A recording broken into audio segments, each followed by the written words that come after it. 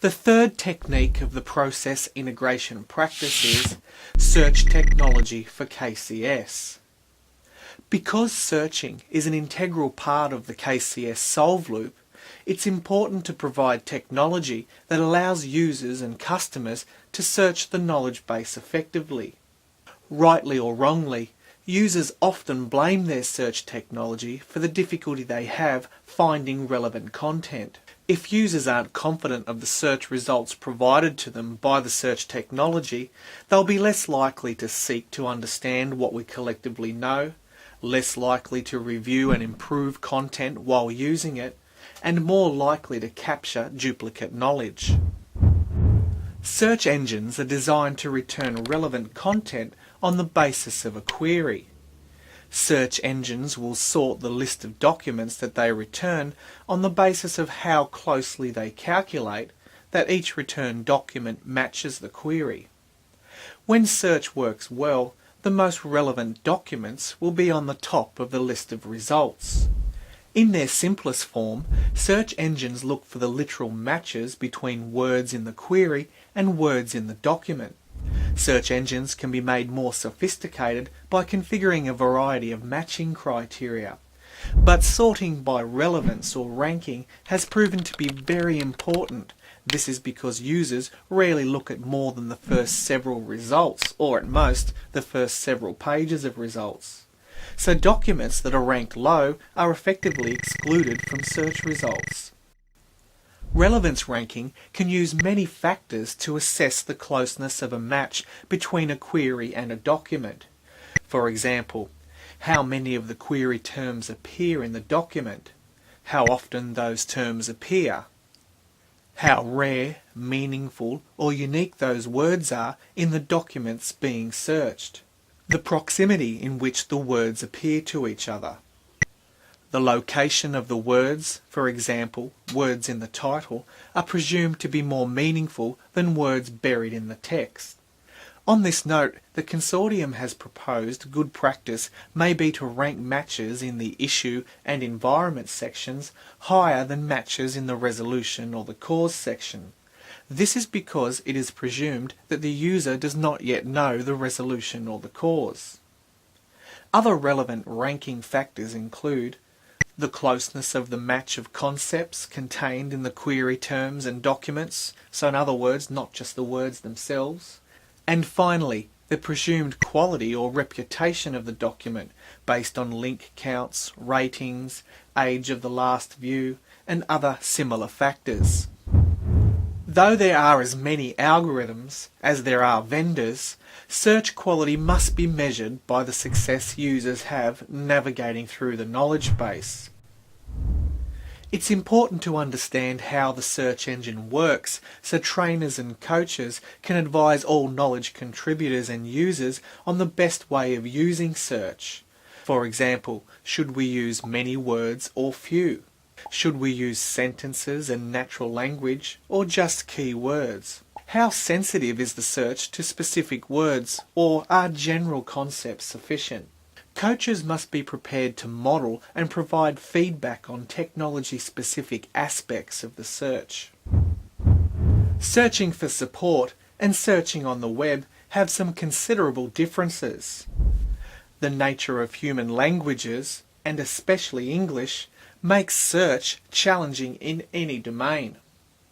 For example, if we say the word stock, are we asking about a financial instrument, part of a gun, or a soup base?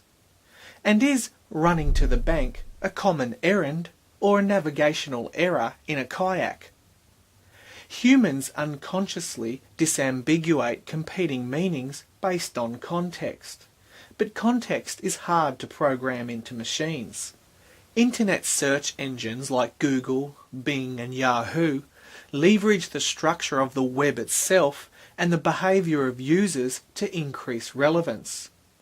With over 100 million websites and hundreds of millions of users searching every day, Internet search has an almost inconceivably large dataset to mine. Unfortunately, KCS knowledge bases have neither the web structure nor its volume of use, so Internet search approaches don't work well for them. We often hear, "Can't search work just like Google?" Well, because support knowledge bases do not have the volume of activity, the answer is no. If search is hard in general, search for support is doubly so. Users know some symptoms about their problem, and they may know something about when and where the problem occurs, but they don't really know the answer they're looking for. This is the basis for the consortium's contention that the search should look first in the issue, problem and environment sections, at least for the articles using the KCS proposed structure. The search technology also needs to support people who know something about the resolution and cause of an issue and allow them the option to search the resolution and cause fields. The good news is that support domains are constrained.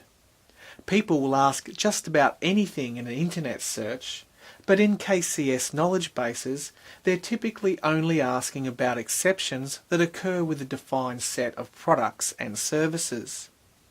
This simplifies the problem of context, but only if technology knows how to take advantage of it. What are some of the things we need to consider in regards to search technology? The sophistication of search technology required for a sustainable KCS implementation varies based on the size of our knowledge base, the complexity of the domain of knowledge, and the technical astuteness and persistence of our users. Generally speaking, a very simple technology often suffices for a knowledge base of fewer than 1,000 basic articles, while collections over 100,000 articles in a deeply technical subject area strain the limits of current technology. Here are some considerations for selecting search technology. Is it important to be able to search other resources at the same time as the knowledge base? In other words, should a single search return results from documentation, community forums, or defects as well? Will a simple keyword search suffice, or do we need to support synonyms or concept-based searches? Or does the size and the complexity of our domain require even more advanced approaches to finding results? How much burden does the search technology impose on the current content developer who is capturing, structuring and improving content? Must they enter careful metadata or keyword fields, or will search handle the content automatically? Can knowledge be captured at the speed of conversation? What reports are available to drive evolved loop content development, especially to fill customer self-service gaps? What options does the KCS program team or another team have to tune and refine the search experience, and what reports are available to help them do this? Sophisticated search tools may deliver excellent experiences, and in some cases they're the only way to sustain KCS. But they do require ongoing effort to maintain and tune. Since KCS content changes and evolves over time, so too must search. Planning for this maintenance effort is a key component of the process integration practice. Generally, a person on or working in partnership with the KCS program team and coordinating closely with knowledge developers should be responsible for this ongoing customer experience optimization.